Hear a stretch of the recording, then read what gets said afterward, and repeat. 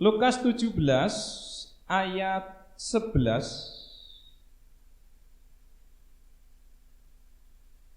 hingga ayat yang ke-19. Judulnya adalah ke-10 orang kusta. Jadi ada orang kusta, jumlahnya 10 orang. Saya membaca ayat yang ganjil, Bapak Ibu ayat yang genap, kita baca silih berganti. Dalam perjalanannya ke Yerusalem, Yesus menyusur perbatasan Samaria dan Galilea.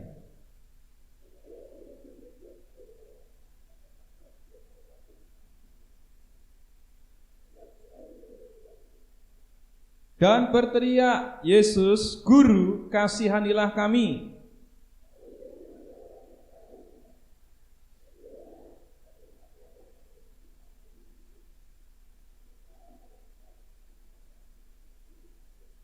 Seorang dari mereka ketika melihat bahwa ia telah sembuh kembali sambil memuliakan Tuhan dengan suara nyaring.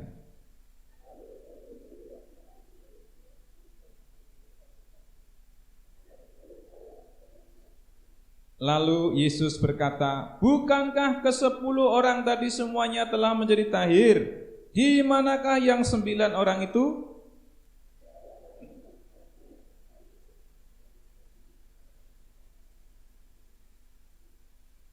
Lalu ia berkata kepada orang itu, berdirilah dan pergilah, imanmu telah menyelamatkan engkau. Ya, kita akan belajar firman Tuhan ini mulai ayat 11 sampai ayat 19. Kita lihat satu ayat ya.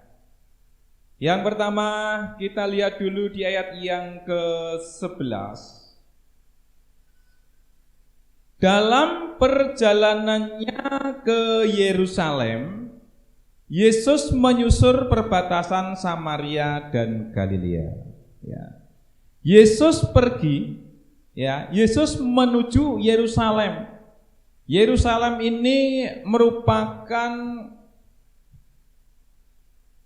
ya kota suci, dan ini menjadi ibu kotanya Israel. Ini kota yang besar. Tapi ketika Yesus menuju Yerusalem, Yesus menyusur perbatasan Samaria dan Galilea. Dia menyusuri daerah perbatasan. Kira-kira kalau daerah perbatasan itu ramai apa sepi? Ramai apa sepi? Sepi apa ramai? Ini belum pernah ke perbatasan jadi. Ya toh? Perbatasan Dogiae dengan Nabire. Kira-kira ramai apa sepi? Perbatasan Nabire Intan Jaya ramai apa sepi? Sepi. Karena ada di pinggiran kota, pinggirnya lagi. Yang namanya perbatasan itu pasti di pinggirnya lagi. Dari sana pinggir, dari sini juga pinggir. Jadi itu daerah perbatasan. Ya, daerah perbatasan. Ini yang paling jarang terjangkau dengan pembangunan. Daerah-daerah perbatasan. Nah, Yesus ketika dia menuju Yerusalem, dia memilih untuk melewati jalur perbatasan. Ya. Dan jalur perbatasan ini pasti jalannya tidak baik. Ya, di situ biasanya ada bahaya-bahaya dari binatang buas kah, ada perampok kah, ya. Tetapi Yesus sengaja melewati daerah perbatasan yang sunyi itu karena Yesus mencari orang-orang yang membutuhkan pertolongan. Ya. Yesus mencari orang-orang yang membutuhkan pertolongan. Karena di daerah perbatasan ini banyak orang-orang yang menderita. Banyak orang-orang yang tinggal dalam kemiskinan. Dan di sini, di dalam ayat 11 ini, bahwa di daerah perbatasan itu ada 10 orang kusta. Kusta, lepra. Pernah melihat orang sakit kusta? Pernah melihat orang sakit kusta? Siapa yang pernah melihat? Tante Hemus. Siapa lagi yang pernah melihat? Ibu Norma. Bagaimana kondisi orang sakit kusta? Luka-luka. Ya, dan biasanya luka itu menyebabkan terputusnya sendi-sendi. Jarinya putus, gitu ya. Kadang-kadang sampai lengan ini putus. Itu orang sakit kusta. Jadi menderita sekali.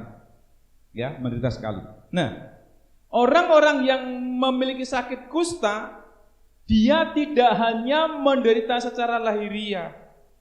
Dia bukan hanya menderita karena badannya penuh luka-luka, karena jarinya putus, bukan itu. Tapi dia juga mengalami penderitaan batin. Kenapa mereka mengalami penderitaan batin? Karena orang-orang yang sakit kusta itu dikucilkan. Orang yang sakit kusta dikucilkan, dijauhkan dari masyarakat. Ya, enak gak dikucilkan? Tidak enak. Dikucilkan, diejek, dihina, direndahkan. Bahkan orang yang kusta ini ketika dia berjalan harus berteriak-teriak. Teriaknya bagaimana? Teriaknya bagaimana? Najis. Najis. Kenapa dia harus teriak najis-najis? Ya supaya orang minggir. Karena kalau orang tidak minggir, maka dia juga najis. Kalau sampai bersentuhan, berdekatan dengan orang kusta. Jadi orang kusta ini mengalami penderitaan baik lahir maupun batin, saudaraku. Ya, dan Tuhan Yesus mencari orang-orang yang seperti ini. Karena Tuhan Yesus datang ke dunia ini untuk mencari orang yang sakit, bukan untuk mencari orang yang sehat. Dia selalu berusaha, siapa hari ini yang bisa saya tolong? Sehingga dia menyusuri perbatasan Galilea, Samaria untuk mendapatkan orang-orang yang butuh pertolongan. Dan ternyata dia menemukan 10 orang kusta. Ya. Coba kita lihat di Matius 9, saudaraku. Matius pasal yang ke-9, ayat yang ke-11. 10. Matius pasal 9 ayat 10, 11 dan 12. Saya akan bacakan. Kemudian ketika Yesus makan di rumah Matius, ya, Lewi pemungut cukai, datanglah banyak pemungut cukai dan orang berdosa dan makan bersama-sama dengan dia dan murid-muridnya. Ya, jadi Matius ini nama lainnya Lewi. Dia itu seorang pemungut cukai yang dibenci oleh rakyat waktu itu. Tuhan Yesus panggil dia, ikutlah aku. Kemudian Tuhan Yesus makan di rumahnya Lewi ini. Dan ketika Tuhan Yesus makan di rumahnya, maka pemungut-pemungut cukai yang lain datang ikut makan. Ya, ini orang-orang yang dibenci masyarakat, yang dianggap sampahnya masyarakat. Ayat 11. Pada waktu orang Farisi melihat hal itu, berkatalah mereka kepada murid-murid Yesus, "Mengapa gurumu makan bersama-sama dengan pemungut cukai dan orang-orang berdosa?" Yesus mendengar dan berkata, "Bukan orang sehat yang memerlukan tabib, tetapi orang sakit." Ya. Orang Farisi komplain, protes. Yesus itu guru, Yesus itu rabi. Kenapa dia mau kumpul dengan orang berdosa? Ya. Tapi Tuhan Yesus justru mencari orang-orang yang berdosa ini.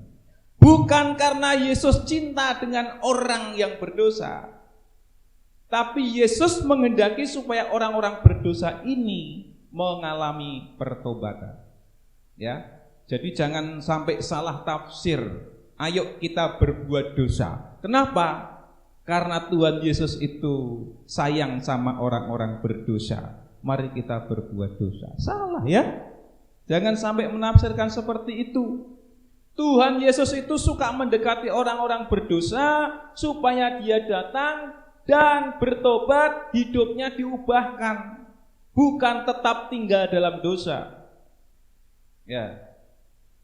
Ada orang yang bilang begini sama saya, Pak Gembala, Tuhan itu kan Maha Pengampun. Betul. Kalau kita berbuat dosa, kita minta ampun, Tuhan ampuni enggak? Pasti Tuhan ampuni, saya bilang. Oh kalau begitu Pak Gembala, hari ini saya mau berbuat dosa. Besok saya mau minta ampun. Pasti Tuhan ampuni. Benar enggak Pak Gembala? Benar. Setelah diampuni nanti saya mau berbuat dosa lagi.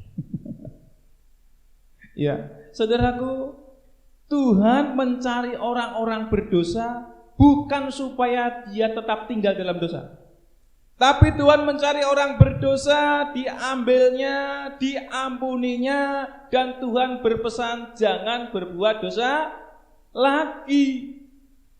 Ya. Jadi bukan berarti karena Tuhan itu Maha Pengampun kita seenaknya boleh berbuat dosa. Salah. Ya, salah.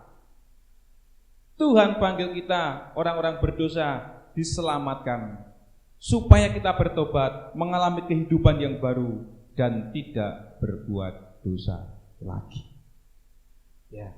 Yesus menyusuri daerah perbatasan Galilea Samaria untuk mencari orang yang sakit, untuk mencari orang-orang yang tertolak, untuk mencari orang-orang yang dikucilkan, ya, untuk diberikan pemulihan, untuk diangkat kembali kehidupan. Ya. Kenapa di sini ada 10 orang kusta, saudaraku? Ini apakah sebuah kebetulan? Dalam perjalanannya ke Yerusalem, Yesus menyusur perbatasan Samaria dan Galilea. Ketika ia memasuki suatu desa, datanglah 10 orang kusta menemui dia. Ternyata orang kusta yang ditemui bukan hanya 1, tapi ada 10 orang. Ya. Kira-kira kenapa yo? Ini kok ada orang kusta kok bisa 10 langsung ditemui Tuhan Yesus? Bukan 1 di sini, 1 di sana, 1 di sana, bukan. Ketika Tuhan Yesus berjalan lewat kampung itu, tahu-tahu muncul 10 orang kusta. Kira-kira jawabannya apa ya? Kok enggak 1 di sini, 1 di sana, 1 lagi di sana? Kira-kira kenapa ya? Ya, camp, penampungan. Pare, membuat suatu kelompok.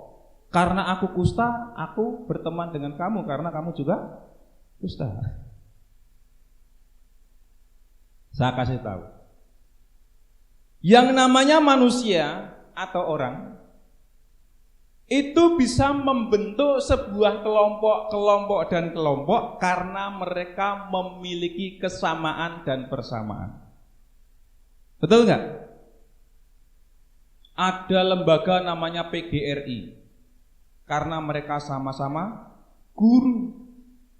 Ada kelompok tani karena sama-sama petani. Ada kerukunan Batak karena sama-sama Batak. Ada kelompok Toraja karena sama-sama. Ada kelompok kusta karena sama-sama. Nah itu. Pak Eko itu punya pepatah yang pernah diberikan kepada saya di statusnya. Jadi dia bilang gini, burung yang sama akan hinggap pada dahan yang sama. Itu ya Pak Eko ya? Pernah ya? Enggak tahu dia belajar bahasa Indonesia dari mana. Ya.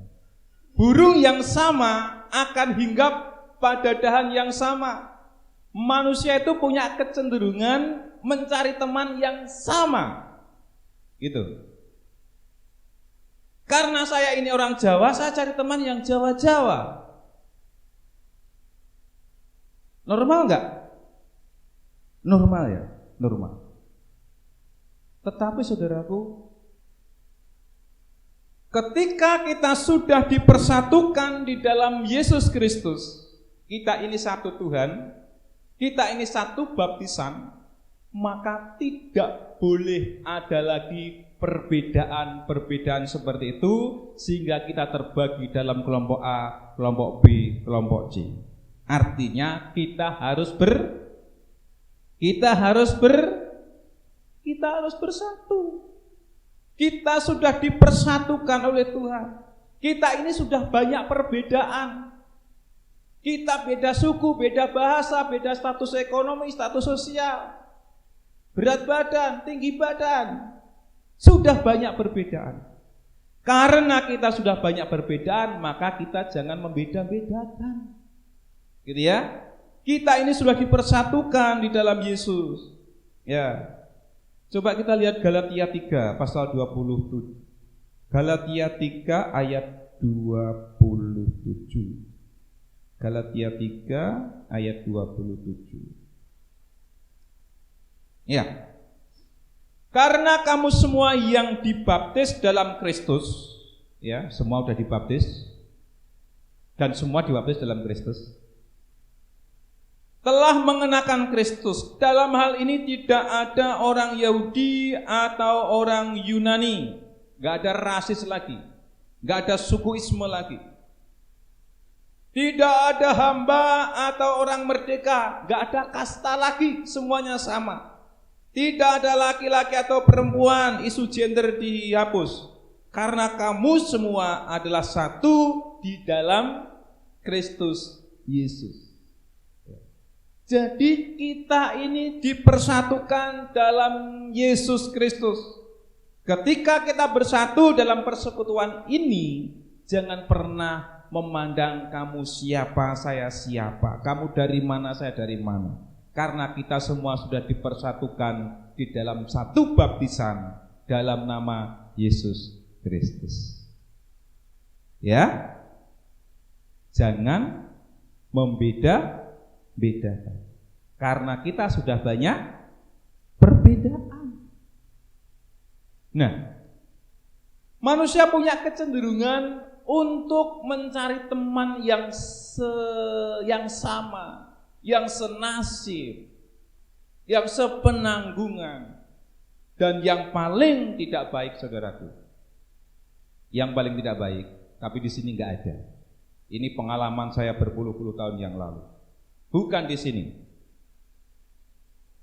Orang-orang yang kecewa, orang-orang yang sakit hati, mereka punya kecenderungan berkumpul dengan orang-orang yang sakit hati. Benar enggak? Benar, ya. Ketika saya sakit hati dengan seseorang, maka saya pun akan mencari teman.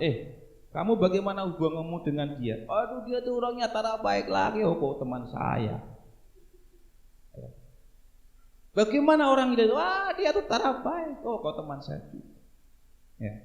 Biasanya orang sakit hati pun, orang kecewa pun, dia berusaha untuk mengumpulkan teman-teman. Ayo kita berkumpul, buat arisan kelompok sakit hati.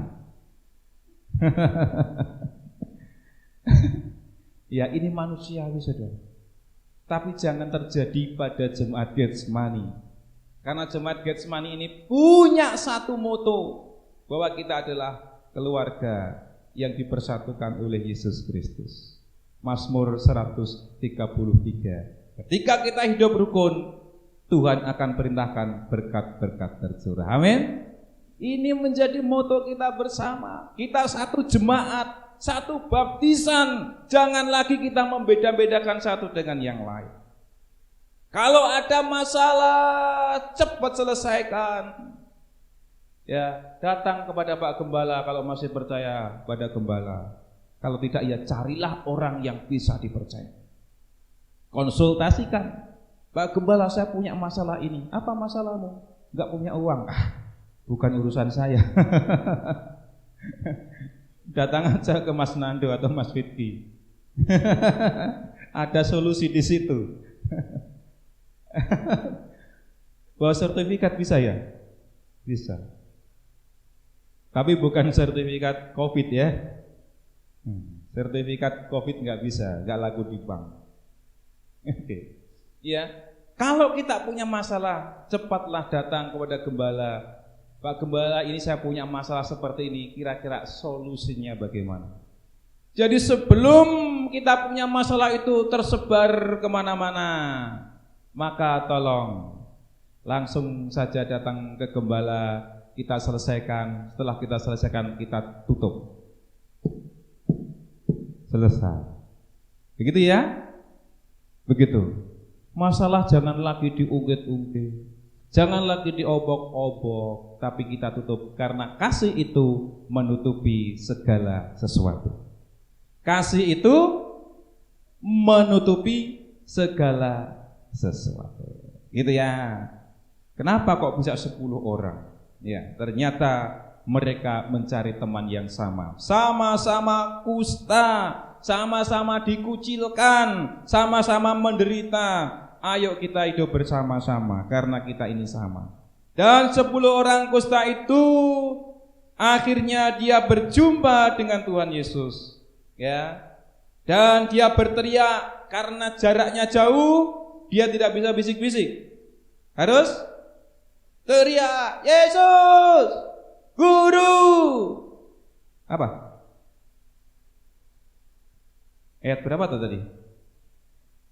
13. Yesus, Guru, kasihanilah kami. Ini yang ditunggu-tunggu Tuhan Yesus.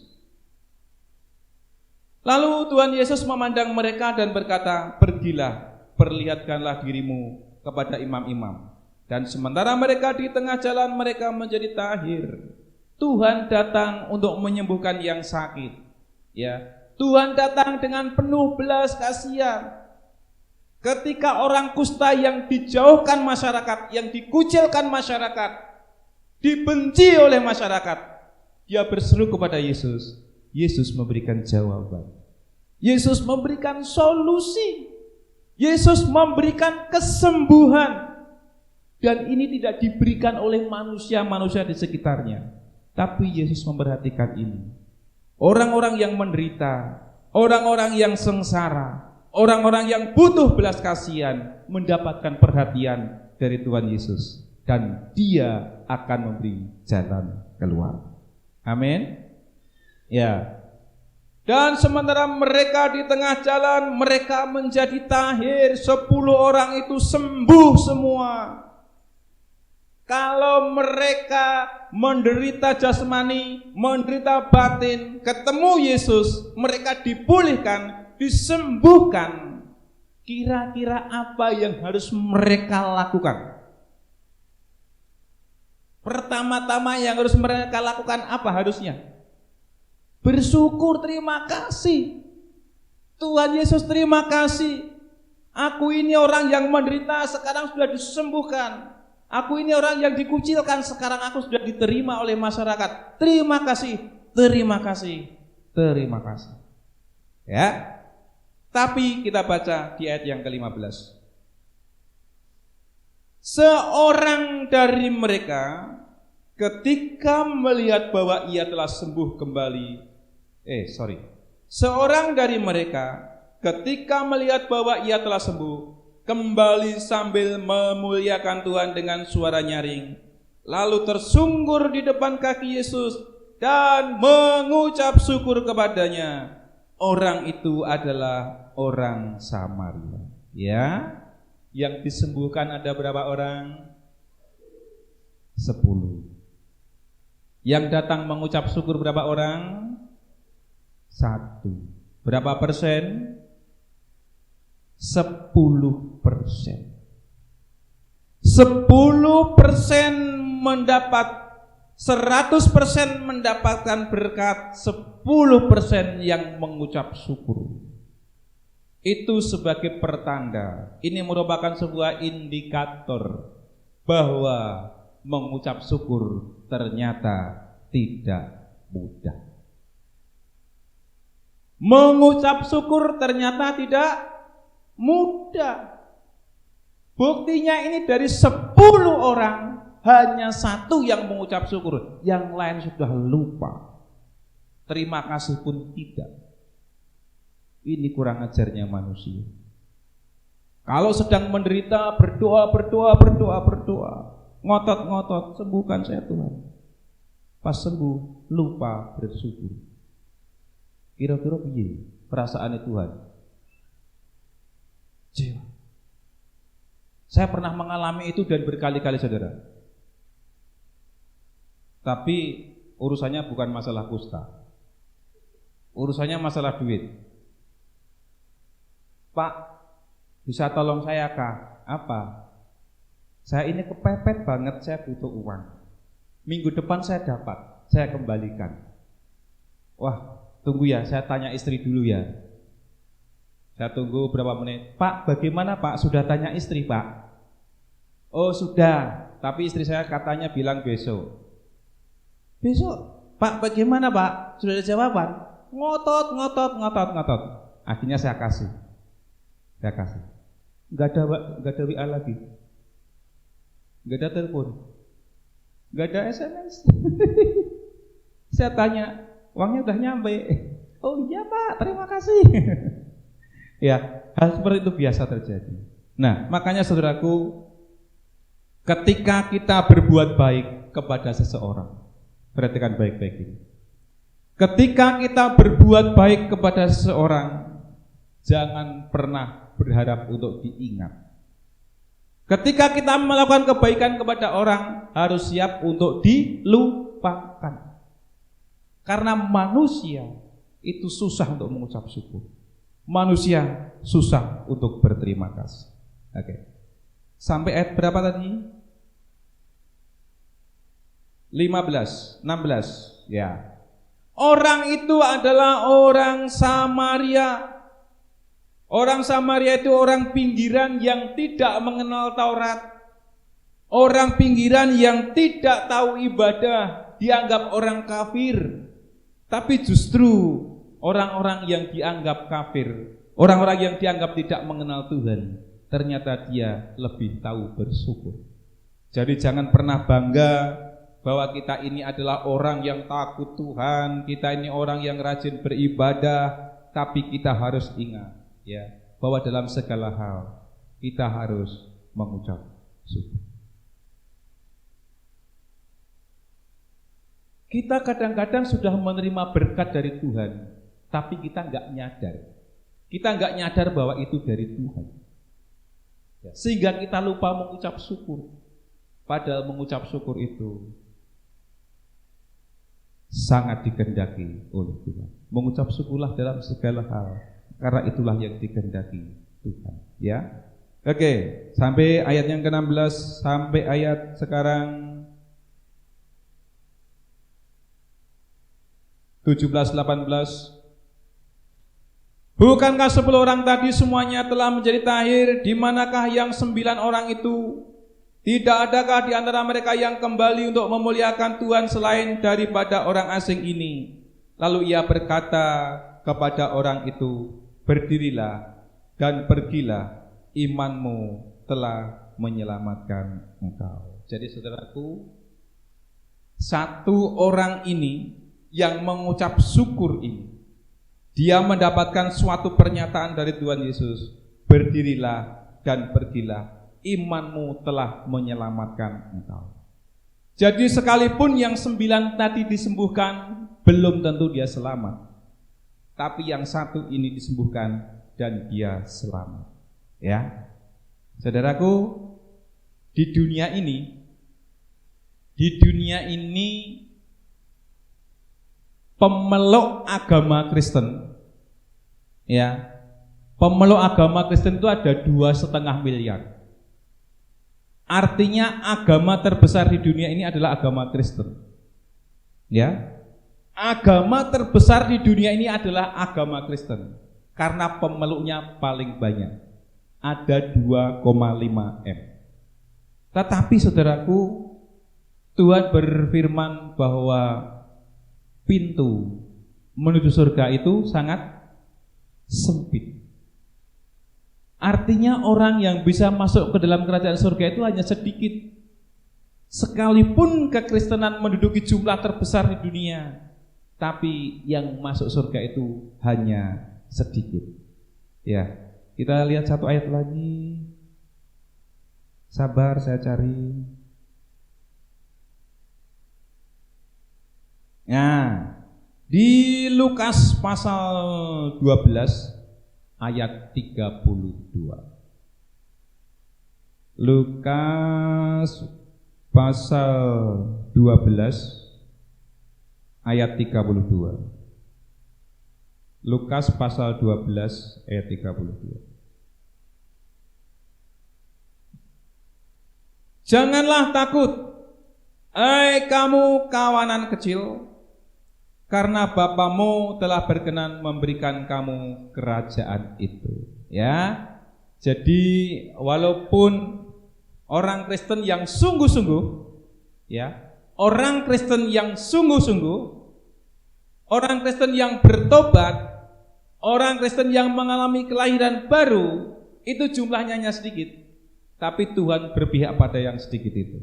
Hei kamu kawanan kecil, kamu yang akan memiliki kerajaan itu. Ya, jadi sekali lagi saya katakan bahwa tidak semua orang Kristen itu selamat. Tidak semua orang Kristen itu masuk surga, karena jaminan keselamatan itu bukan Kristen. Tapi jaminan keselamatan itu siapa? Yesus. Kalau dia Kristen tapi hidupnya tidak sesuai dengan apa yang Kristus mau, ya dia hanya Kristen saja, hanya Kristen di KTP saja. Ya, karena yang Tuhan kehendaki adalah pertobatan. Yang Tuhan kehendaki adalah kehidupan yang baru. Ketika kita mengalami kehidupan yang baru, kita mengalami pertobatan, ya, maka kita adalah menjadi orang-orang yang diselamatkan. Dan sumber keselamatan itu hanya ada di dalam Yesus. Bukan ada di gereja, bukan ada di agama, tetapi hanya ada pada diri Yesus. Yesus itu yang menyelamatkan kita. Nabi boleh banyak, agama boleh banyak, kitab suci boleh banyak, tapi juru selamat hanya Yesus, hanya satu. Hanya satu. Ya. Kita akan membaca firman Tuhan bersama-sama sambil berdiri. Kita lihat di Kisah Rasul pasal 4 ayat 12. Kisah para Rasul pasal 4 ayat 12. Saudaraku, Tuhan Yesus datang ke bumi ini bukan mencari orang sehat, tapi mencari orang sakit, yaitu orang-orang yang berdosa. Tuhan mau melepaskan kita dari dosa supaya kita dilayakkan masuk dalam kerajaan-Nya. Karena orang-orang berdosa tidak mungkin masuk kerajaan surga, karena upah dosa itu adalah maut. Tapi oleh karena kasih Kristus kepada kita semuanya, Dia peduli. Sekalipun kita jatuh dalam dosa, kita hidup dalam kebobrokan, tapi Tuhan peduli. Dia mau mengangkat kita, mau membersihkan kita dari dosa-dosa kita. Tuhan mau membenarkan kita supaya kita layak masuk dalam kerajaan. Dan keselamatan itu hanya ada di dalam Yesus. Kisah para Rasul pasal 4 ayat 12, 1, 2, 3. Dan keselamatan tidak ada di dalam siapapun juga selain di dalam Dia. Sebab di bawah kolong langit ini tidak ada nama lain yang diberikan kepada manusia yang olehnya kita dapat diselamatkan.